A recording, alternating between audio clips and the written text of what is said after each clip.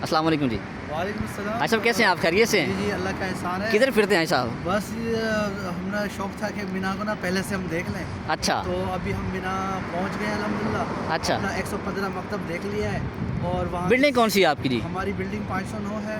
5 sector से आए हैं? जी 5। अच्छा ठीक है ठीक है। तो वहाँ से तो आपने खैमों को विजिट किया है, कैसे लगे आपको खैमे? जी अल्हम्दुलिल्लाह। अब हमारी सोच से तो ज़्यादा ही है, क्योंकि हमने समझा था कि डी आपने सुना क्या था और आपने पाया क्या यहाँ पर? हमने समझा था कि डी कैटेगरी का होगा, ऊपर पर्दे लगे होंगे, ठंड कोई नहीं होगी, हाँ। बाहर जो है ना रोड पे कोई कारपेट नहीं होगा, कॉरिडोर में कुछ नहीं होगा। हाँ। लेकिन यहाँ आके ना अल्हम्दुलिल्लाह काफ़ी सेटिस्फिकेशन हुई है।